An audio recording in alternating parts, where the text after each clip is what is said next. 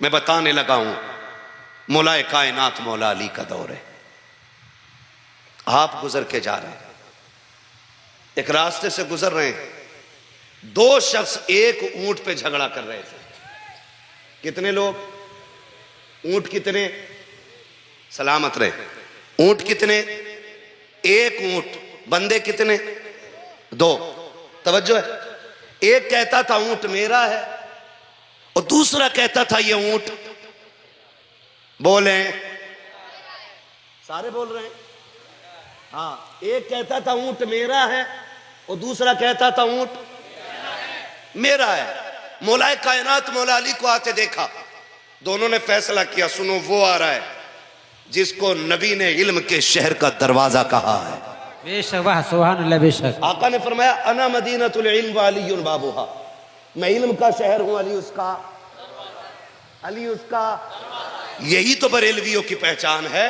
बेशक, हदीस मौलवी पढ़ता है, तर्जमा कौम कर देती है। बेशक, वाह सुभान अल्लाह। बेशक, हाँ, और ये फैजान है सारा आला हजरत का। बेशक सुभान अल्लाह। तेरे सदके चलने से छुटे सस्ते, जो आग बुझा देगी वो आग लगाई है। मैं इल्म का शहर हूं, अली उसका दरवाजा। अली जी फैसला कर दे हमारा। क्या हुआ? ये कहता है ऊंट मेरा है, मैं कहता हूं ऊंट मेरा है। आपने दोनों का चेहरा देखा, पहचान गए झूठा कौन है सच्चा कौन है, क्योंकि अली भी अली है। बेशक, वाह। अगर इस बात पे बात करूं तो बड़ा वक्त लगेगा, बस इतना समझ लो पहचान गए। और देख के कहने लगे दोनों ही नबी का कलमा पढ़ते हो? कहा जी। कहने लगे फिर मैं तुम्हारा फैसला नहीं करता। कहा क्यों? कहा मुझे गैरत आती है, जो झूठ बोल रहा था ना उसके कंधे पे हाथ रखा। कहने लगे मुझे गैरत आती है कलमा नबी का पढ़ के और एक ऊंट की खातिर हुजूर के दीन के खिलाफ जबान खोल रहे।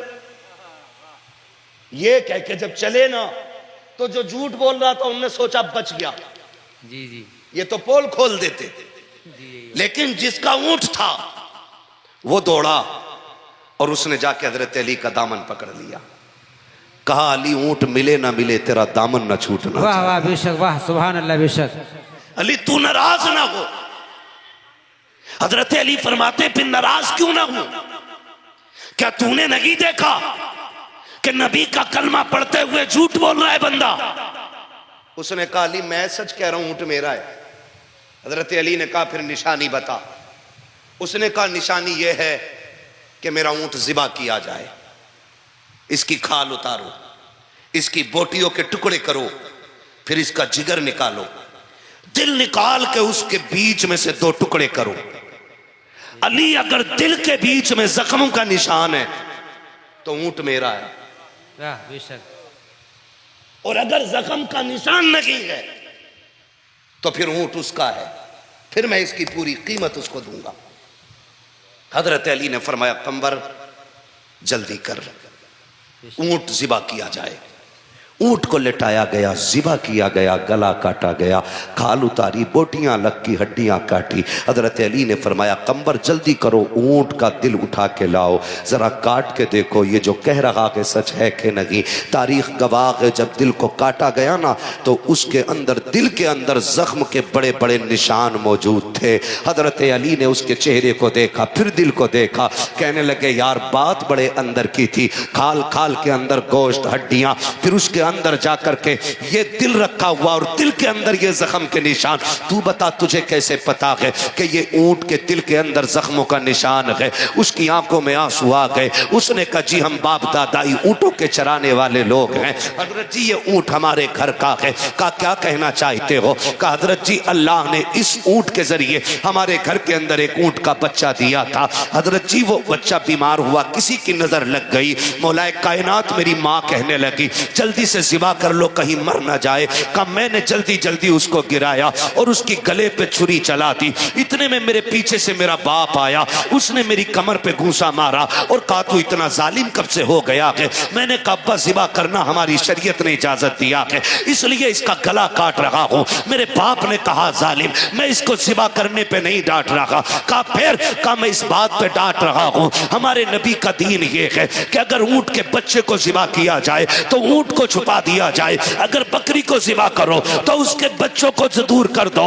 बच्चों को ज़िबा करो तो उनके माँ को दूर कर दो। का तू देख नहीं रहा है जब तूने इस बच्चे के गले पे छुरी चलाई है तो ऊंट की आंखों में आंसू के बजाय खून आ गया है? क्या तुझे नहीं पता है कि ये जानवर का बच्चा है, लेकिन इसके कत्ल का दर्द, इसके मरने का दर्द इसके बाप को इतना हुआ है कि इसकी आंख में आंसू की जगह खून आ गया है। मैंने अपने बाप से कहा था अब्बा जी आंखों में खून क्यों? का तू नहीं जानता कि जब बेटे बाप के सामने कटते हैं तो आंखों में खून निकल आता है और वो आंसू नहीं होते बल्कि जिगर में पड़ने वाले छालों का लहू होता है। का मेरे बाप ने बताया था इसके जिगर के अंदर छाले बने, जब वो फूटे गए तो वही आंसू बन के निकले गए। आज तक मुझे वो बात याद है, इतना सुनना था। मौलाए कायनात कहते हैं कोई जाए मेरे हुसैन को बुला लाए, कोई जाए मेरे बेटे को बुला लाए। इतने में इमाम हसन हुसैन को बुलाया गया, मेरे इमाम अली मकाम तशरीफ लाए हैं।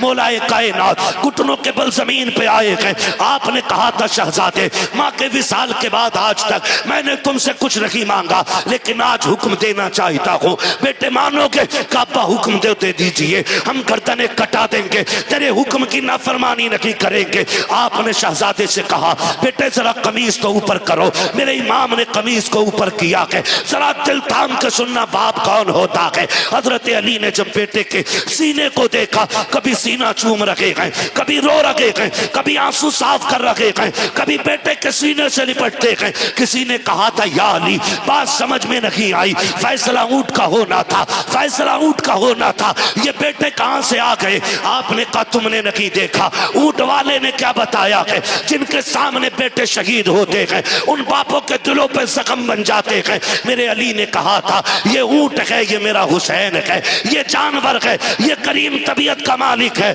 इसके सामने एक कटा है तो इसके दिल पे जख्म हो गया है। मेरा हुसैन तो वो है जिसके सामने अकबर के भी तीर लगेंगे, असगर भी शहीद होंगे, अब्बास भी होंगे। मैं इसलिए चूम रहा हूँ, कल जब ये सब शहीद होंगे उस वक्त मेरे हुसैन के दिल का हाल क्या होगा।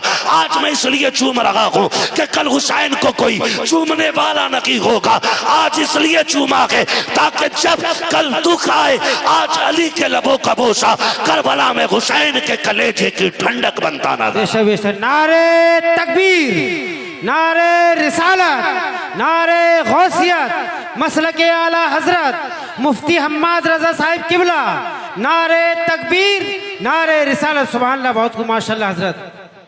ये बाप होता है जिनकी आंखें भीगी, उनसे मैं गुजारिश करूंगा अपने लिए भी मगफिरत मांगना और आज मेरे लिए भी ज़हरा के लालों के सदक़े में मगफिरत मांग के जाना।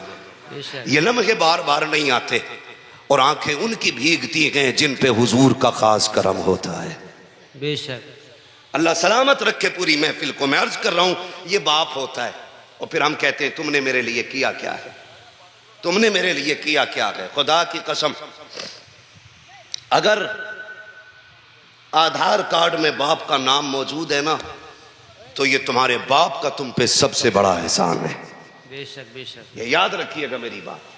अगर आधार कार्ड से बाप का नाम हटा दो सोसाइटी में कोई करवट में बैठाने तैयार नहीं होगा। कभी बाप को ना बोलना, बातें बहुत ज्यादा है। मैं अगर मिसाल देने पे आऊं तो बड़ा वक्त लगे, बस मैं बात समेटने लगाऊं। बाप भी बड़ा अहम होता है, बाप भी बड़ा अहम होता है। खुदा आपको सलामत रखे मेरे अजीज नौजवानों। बाप की कुर्बानियां हमें याद रखनी है। जैसे हमारे फ़हीम भाई को आज बच्चों की खुशी है, उसी तरह हमारे माँ बाप को भी खुशी हुई होगी। आज जिस तरह हमारे भाई ने बच्चों की अकीक़े के मौके पे हुजूर को बुलाने का एहतमाम किया है, मैं तो इसको हुजूर को बुलाने का एहतमाम कहता हूँ। इसलिए कि कार्ड लिख करके किसी अमीर की चौखट पे डालो तो अमीर आ जाते हैं, जलसा सजा के बाद मदीने तक पहुंचाओ तो मुस्तफ़ा मदीने से तशरीफ ले आते हैं। बेशक, वाह वाह, बेशक, सुभान अल्लाह। ये हुजूर को बुलाने का एहतमाम है। बेशक। हाँ, वो कहा था किसी ने गलियों को सजाने दो, पलकों को बिछाने दो, वाह। किस गली से आएंगे मुस्तफ़ा खुदा जाने। बेशक बेशक, सुभान अल्लाह, वाह।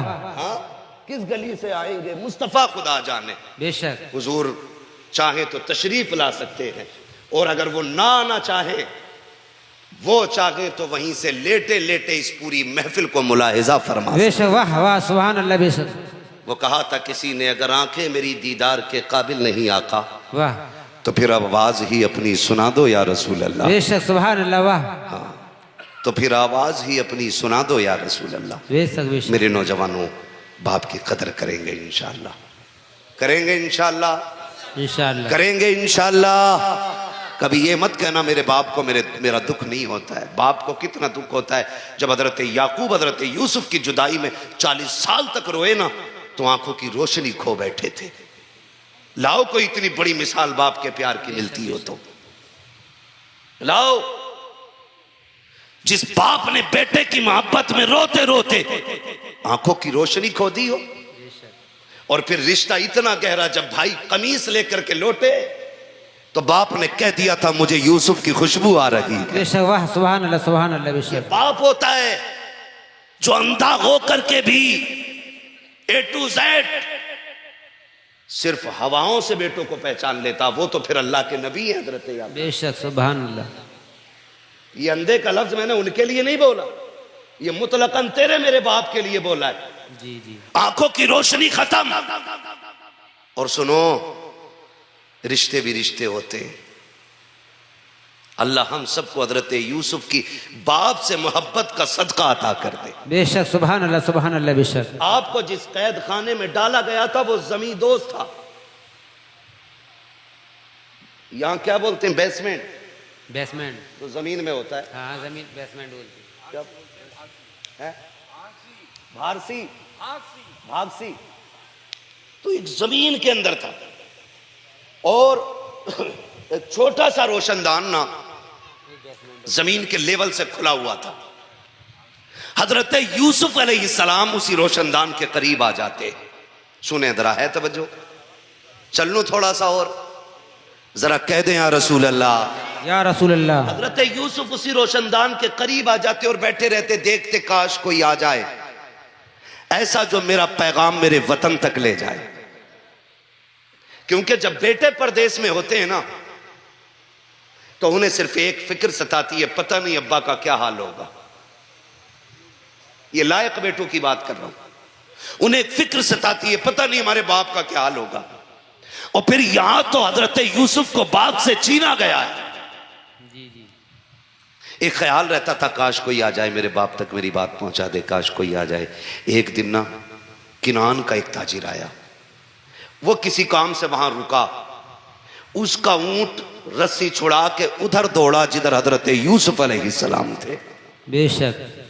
और उस रोशनदान के करीब आके रुक गया जिसके सामने हजरत यूसुफ बैठे हुए थे। जब करीब आया, ऊंट को पकड़ने के लिए उसका मालिक हजरत यूसुफ ने चुपके से आवाज दी, सुन परदेसी है। उसने कहा हाँ। कहा एक बात मेरी भी सुन जा। कहा कहां का रहने वाला है? उसने कहा किनान का रहने वाला हूं। इतना सुना आंखों में चमक आ गई। बेशक बेशक, सुभान रब का अल्लाह, शुक्र अदा किया। बेशक। कहने लगे किनान में याकूब को जानते हो? उसने कहा उन्हें कौन नहीं जानता। बेशक बेशक। कहा भी वो कैसे हैं? तो उसने कहा तुम्हें क्या बताऊं, उनका एक बेटा था यूसुफ, बेशक, वाह। जो उन्हें जान से ज्यादा प्यारा था। बेशक बेशक, सुभान अल्लाह। जब से उनके बेटे को भेड़िए ने खाया है, उस दिन से उनका रोते रोते बुरा हाल है। का वो आंखों की रोशनी खो बैठे। हजरत यूसुफ अलैहिस्सलाम ने इतना सुना, आंखें अश्कबार हो गई, लेकिन संभाला खुद को राज रखना था। आपने एक पैगाम किसी शय पे लिखा, वो चमड़ा था या लकड़ी थी या पत्ते थे, उसमें बिस्मिल्लाह लिखा अपना पैगाम, और लिखने के बाद कहा कि जाके ये याकूब को दे देना। जब वो ताजिर लेके उस पैगाम को चला, किनान आया आकर के वो खत, वो पैगाम हजरत याकूब को देना भूल गया। जो है सब 3 दिन हो गए, ख्वाब में हजरत यूसुफ तशरीफ ले आए। वाह वाह बेशक सुभान अल्लाह। कहा यार भूल गया मेरा पैगाम, तूने पहुंचाया नहीं। सुबह उठा, दौड़ गया हजरत याकूब अलैहिस्सलाम के पास में लेकर के, जैसे कि वो तहरीर गया है, उसने कहा कि लीजिए, मुझे एक परदेसी ने ये खत दिया था। अल्लाह अकबर, बाप बाप होता है। हजरत यूसुफ अलैहिस्सलाम के वालिद हजरत याकूब ने जब तहरीर का लहजा देखा है, आंखों में आंसू आ जाते हैं। कहते यार बता तो सकी, कौन था जिसने तुझे दिया था? का मैं जानता नहीं हूं। का नाम बता दे। का नाम भी नहीं पता है। का कहां का रहने वाला है? का ये भी नहीं पता है। मैं गुजर रहा था, एक मकाम पे मैं रुका था, वहां एक अजनबी ने ये दिया था। अल्लाह अकबर। हजरत यूसुफ जब रोए, उसने कहा था रोने की बात क्या है? कहा तू नहीं जानता है, इसकी तहरीर से अपने का पता लगता है। ऐसा लगता है जैसे किसी अपने का लहजा है, ऐसा लग रहा है जैसे किसी अपने ने मुझसे कुछ कहा है। लिखा हुआ था, ओ याकूब तुम रब के अजीम पैगंबर हो, तुम अल्लाह के महबूब बंदे हो, मेरे लिए दुआ कर दो, अल्लाह मुझे मुसीबत से निकाल दे। हजरत याकूब के हाथ उठ गए। मुअर्रिखीन ने लिखा है, मुहद्दिसीन ने लिखा है, ओ लोगों, हजरत यूसुफ को जो कैद खाने से रिहाई मिली थी, वो हजरत याकूब की इसी दुआ के नतीजे में आता थी। सुभान अल्लाह बेशक। नारे तकबीर, नारे रिसालत, नारे गौसियत, मसलक आला हजरत मुफ्ती हम्माद रजा साहिब किबला, नारे तकबीर। सुभान अल्लाह, बहुत खूब हजरत, माशाअल्लाह। वाह। ये है बेटे। और अगर बात करूं बेटी की, तो मैं अक्सर कहता हूं बेटे नेमत होते, बेटी रहमत होती। बेटी, सारे बोले बेटी रहमत होती है। जिसकी पैदाइश पे मुंह आदमी के भेली की तरह हो जाते हैं ना, जी जी यही बात है। उसके बारे में दुनिया जानती नहीं। जब बेटा आता है, अल्लाह कहता जा तुझे अपने लिए भी कमाना है, अपने माँ बाप के लिए भी कमाना है। लेकिन जब बेटी आती है तो खुदा कहता जा अपने बाप से मेरा सलाम कहना। वाह बेशक, वाह सुभान अल्लाह। उससे कह देना फिक्र की जरूरत नहीं है, मेरे रिस्क की जिम्मेदारी भी रब ने ली है और तेरे रिस्क की जिम्मेदारी भी रब ने ले ली। बेशक, वाह सुभान अल्लाह बेशक। हाँ, ये जो मुंह उतर जाते हैं ना बेटी की विलादत पे, ये बेवकूफों के उतरते हैं। खुश नसीब है जिनके आंगन में बेटियां मुस्कुराती हैं। बेशक बेशक, गलत नहीं कह रहा हूं, लोग बेटों के लिए मारे मारे फिरते हैं। मैं कहता हूं बेटियां ना हो तो सजदा में गिर के अल्लाह से बेटियां मांगा करो। बेशक, इसलिए कि कभी कभी बेटियां वो कर जाती हैं जो बेटे भी नहीं कर पाते हैं। बेशक हक बात है। और बेटे जायदाद के वारिस होते हैं, बेटियां बाप के प्यार की वारिस हुआ। बेशक, वाह सुभान अल्लाह। मैं हूं या आप हो, आम हो या खास हो, मजदूर हो या अल्लामा हो, किसान हो या मुफ्ती हो, बेटी के लिए सारे बाप होते हैं। बेशक। और याद रखिएगा, आपसे जितना प्यार बेटी कर सकती है उतना प्यार बेटे नहीं कर सकते। नहीं करते। जी बात हक है। जितने नौजवान बूढ़े बुजुर्ग मेरे सामने बैठे, बहुत बड़ी महफिल सज गई है आज।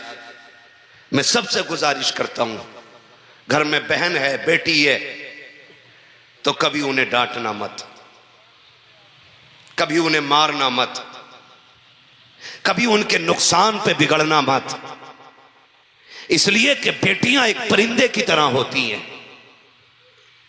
ये 18 साल 25 साल तक बाप के आंगन में रहती हैं और फिर जब उड़ जाती हैं तो फिर कभी पलट के नहीं आती हैं। बेशक बात हक है। आज लड़ती हैं ना, सगे भाई से लड़ जाती हैं, चादर मैली कर दी, अभी पोछा लगाया था, जूता पहन के कैसे आ गया, बैगने तकिए के लिए लड़ जाती हैं,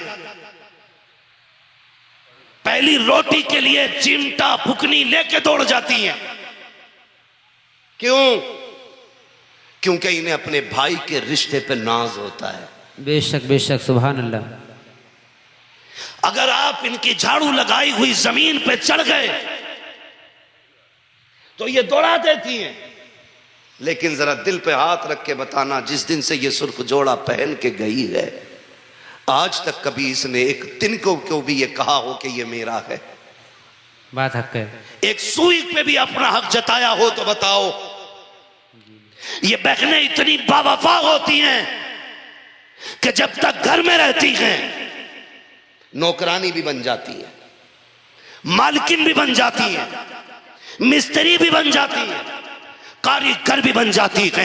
18 साल बिना किसी लालच के तुम्हारे कपड़े धोती रही, तुमसे कभी उजरत नहीं मांगी, तुम्हें वक्त पे गर्म रोटियां खिलाती रही, तुमसे कभी कीमत नहीं मांगी, वक्त से पहले कपड़े धो के दिए, कभी तुमसे उसकी उजरत तलब नहीं की। हाय अफसोस जिस दिन से निकाह करके ये परदेश गई है, आज जब ईद पे भी आती है, खुदा की कसम ये इजाजत का तलबगार रहती है। कोई मुझसे बैठने के लिए कहते, खुद से आज किचन के अंदर जाकर के अपने हाथ से खाना नहीं निकालती है, भाई भाभी इजाजत देगी तब जाके ये किचन से खाना निकालेगी। आज बैठी है ये परदेशी बन के, आज बैठी है ये अजनबी बन के। तुमसे हाथ जोड़ के कहता हूं, तुम्हें खुदा का वास्ता कभी बहनों से ये हक ना छीनना, कभी बहनों से ये हक ना ले लेना। बेटियों का मिल्कियत का हक इनका रब ने दिया है। अगर ये घर में आए और बिस्तर पे बैठ जाए, इनसे कह देना तुझे इजाजत की जरूरत नहीं है, कल भी घर की मालिक तू थी, आज भी तू मालिक है। और बीवियों से कह देना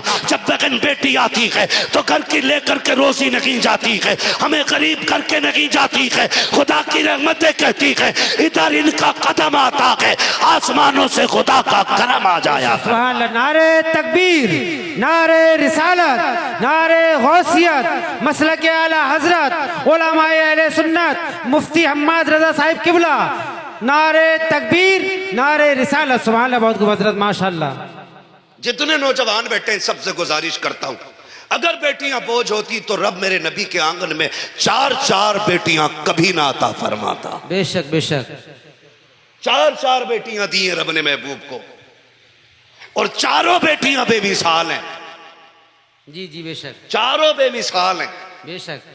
लेकिन उनमें सबसे बाकमाल को खातून जन्नत सैयदा फातिमा ज़हरा कहा। वाह वाह, बेशक, सुभान अल्लाह, बेशक। मेरा वक्त पूरा हो गया है, बस नहीं, ये तो मैं फैसला करूंगा ना, घड़ी मेरे हाथ में है।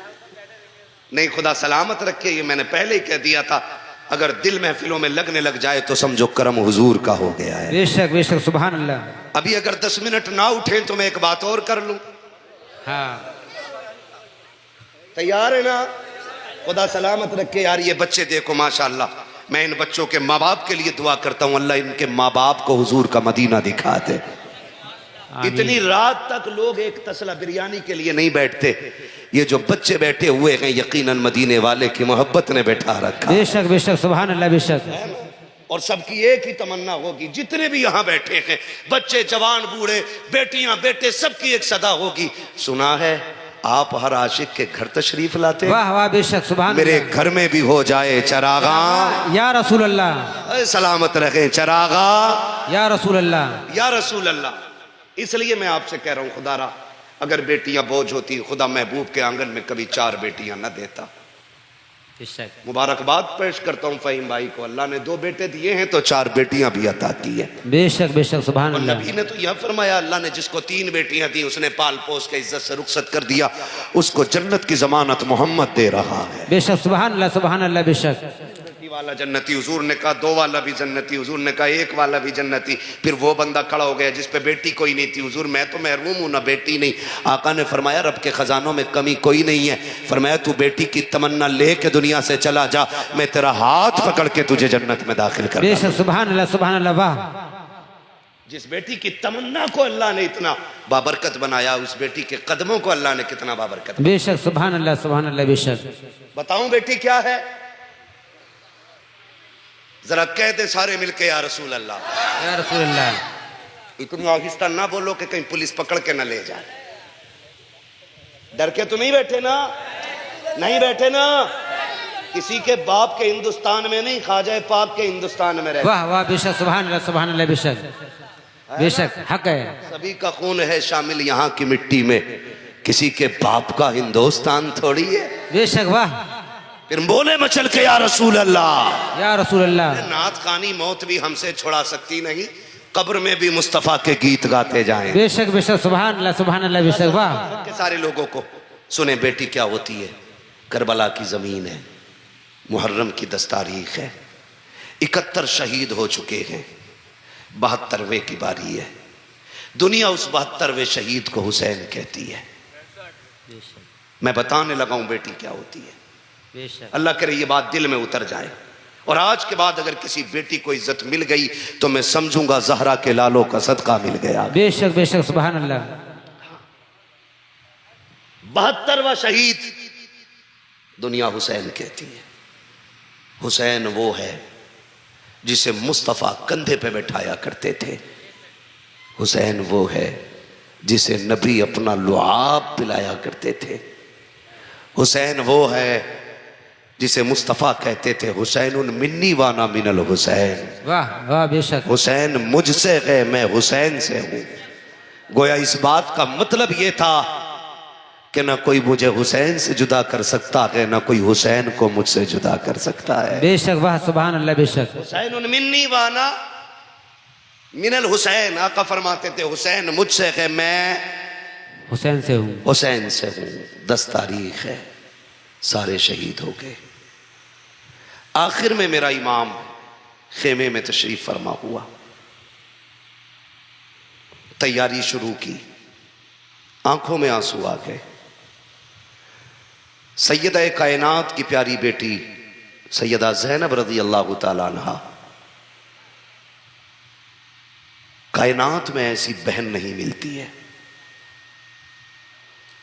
मदीने से करबला तक हुसैन हुसैन थे, बेशक वाह। लेकिन करबला से मदीने तक फिर ज़ैनब हुसैन बन गई थी। बेशक बेशक सुभान अल्लाह।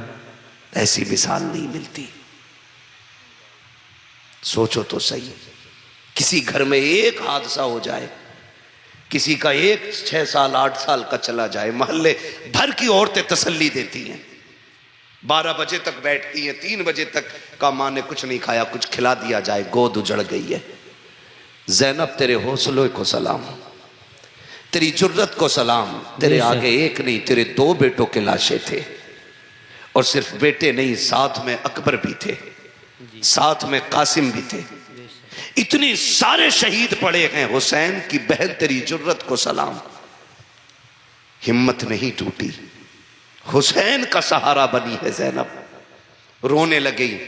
मेरे इमाम सैयदा ने आके कहा था हुसैन क्या बात है? कहा एक ख्याल ने रुला दिया। कहा कौन सा ख्याल? कहा अकबर जा रहे थे, उनकी तैयारी उनकी माँ ने कराई थी। असगर गए, माँ ने तैयारी करा के भेजा। ओनो मोहम्मद गए, ज़ैनब तूने दूल्हा बनाए थे। कासिम गए, उनकी माँ ने तैयार किया। हुसैन जा रहा है, काश तैयारी कराने वाली फातिमा होती।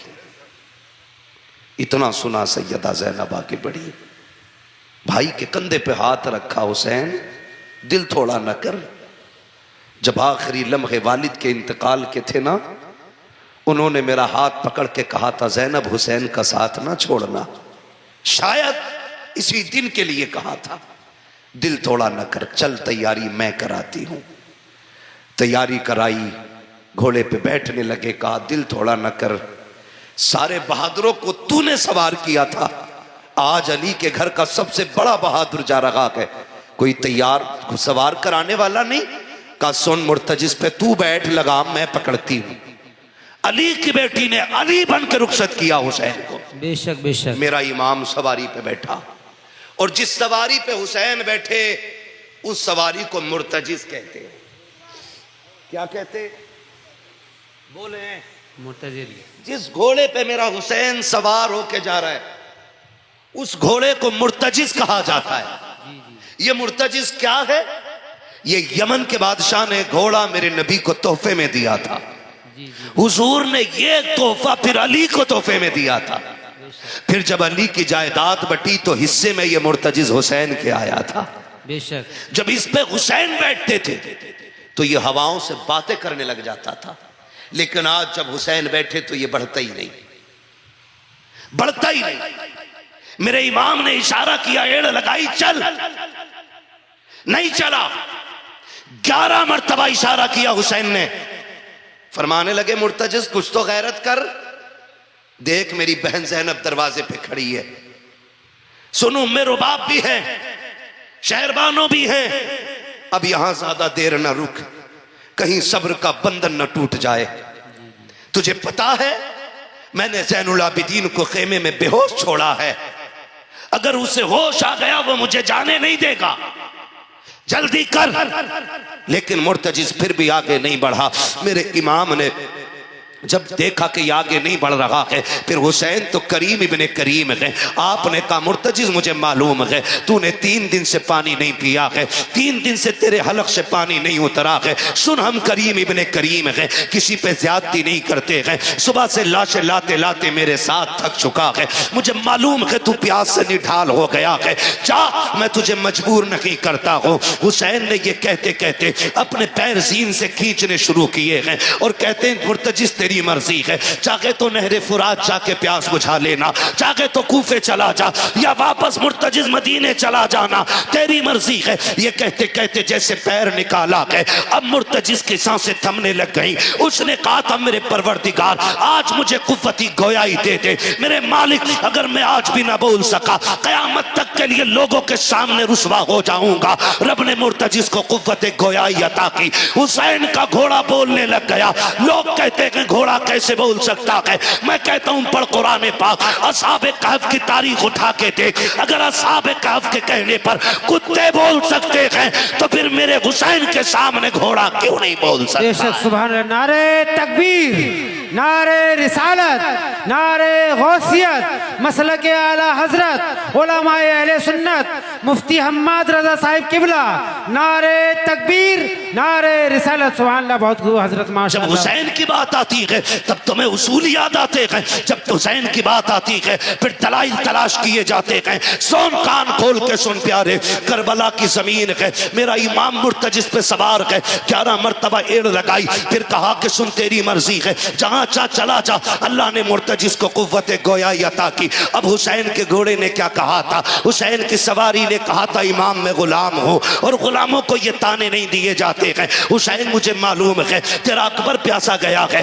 तेरा असगर प्यासा गया है, मुझे पता है तेरा ज़ैनुल आबिदीन भी प्यासा है, मुझे मालूम है अब्बास ने प्यास की हालत में बाजू कटा दिए हैं, मुझे मालूम है अहले बैत अतहार की शहजादियों ने 3 दिन से पानी नहीं पिया है। हुसैन फिर मेरी प्यास की औकात क्या है, का फिर चलता क्यों नहीं है। तो मुर्तजिज ने कहा था हुसैन मुड़ के जरा खेमे की तरफ तो देख ले, मेरी मजबूरी बन गई है वरना मैं तो तेरे पहले इशारे पे दौड़ जाता। हुसैन ने मुड़ के खेमे की तरफ देखा तो क्या देखते हैं, सैयदा सकीना दरवाजे पे खड़ी है। मुर्तजिज ने कहा था हुसैन जब तू एड़ लगाता है तेरी 7 साल की सकीना हाथ उठा के कहती है मुर्तजिज मेरे बाबा को जल्दी ना ले जाना, जो गया है वो वापस नहीं आया है, इतना तो कर मेरे बाप को मेरे पास तक ले आ ताकि आखिरी बार मैं इसे सीने से लगा सकूं। कहता हुसैन अपनी बेटी की तरफ तो देखिए। मेरे इमाम ने सैयदा की तरफ देखा, कहा बेटी बात क्या है, अल्लाह अकबर, बेटी हो तो हुसैन जैसी होनी चाहिए।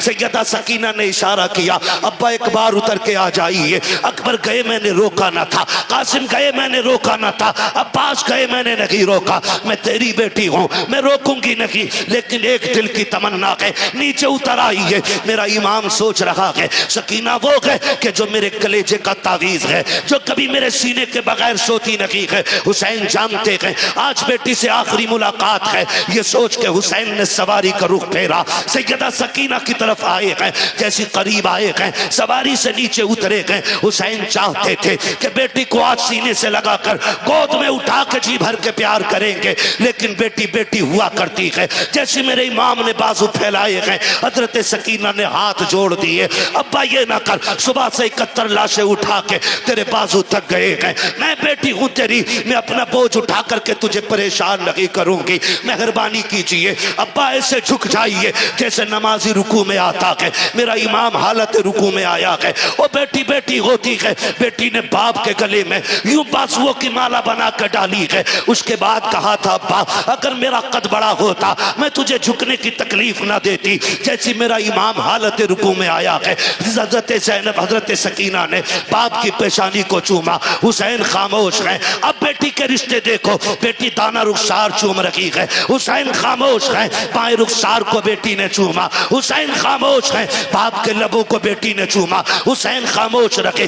गले को बेटी ने चूमा, हुसैन खामोश रखे। लेकिन जब हुसैन की सकीना ने बाप के सीने को चूमा था, अब हुसैन बर्दाश्त न कर सके। कहते बेटी बता तो सही इतना प्यार क्यों कर रही है। हजरत सकीना ने कहा था अब्बा जी क्या हो गया, का इतने प्यार की वजह क्या है। का अब्बा जी जो जो गया है सबको तुमने चूमा है, आज तुम्हें चूमने के लिए अकबर भी नहीं है, आज कासिम भी नहीं है, अब्बास भी नहीं है। अब्बा मैं तेरी बेटी हूँ, मैं जो इतना प्यार कर रही हूँ बिला वजह नहीं कर रही हूँ। का फिर का अब्बा मैंने तेरे माथे को चूमा है, ये मेरा बोसा नहीं, ये नाना मुस्तफा का बोसा लिया है। तेरे दाने रुखसार को चूमा है, ये बाबा अली का बोसा है। मैंने बाएं रुखसार को चूमा है, दादी फातिमा का बोसा है। मैंने तेरे लबों को चूमा, चाचा हसन का बोसा था, मैंने तेरे गले को चूमा है। बाबा ये मेरा बोसा है। ये कहते कहते रुक गई। आपने कहा बेटी ये सीना क्यों चूमा है। कहा ना पूछो बर्दाश्त न कर सकोगे। कहा बता तो बेटी क्यों चूमा है।